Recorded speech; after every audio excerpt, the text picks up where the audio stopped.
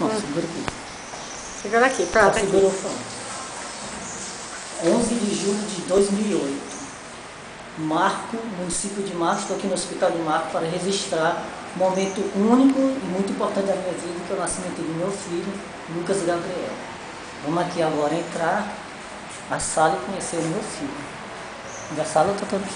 Da sala. Essa aqui. Aqui, olha.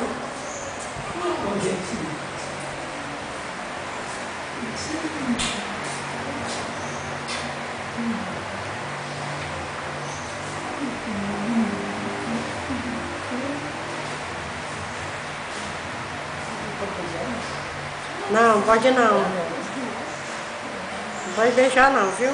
Esse é meu filho, Lucas Gabriel, no futuro. Coisa linda, né, gente? Essa é a minha mãe Betinha. Deixa eu continuar filmando. Muito obrigado, essa foi a mulher que filmou pra mim. Muito obrigado. Olha aí. Vamos aqui falar com a mamãe.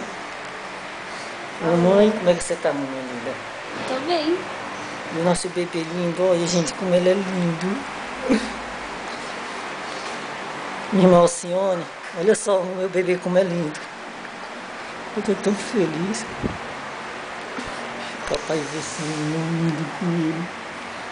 Vai pegar ele, não fala pra ele, faz mal. Ai, faz, desculpa. Viu? Olha como ele é lindo, gente. Vive no barco, né? Tá na boca dele e dá... Quintura, né? O pezinho dele. E nasceu com quantos quilos? 3 foi, irmão? 2,5 kg. E ação, quem são que nasceu assim? Ele chora também.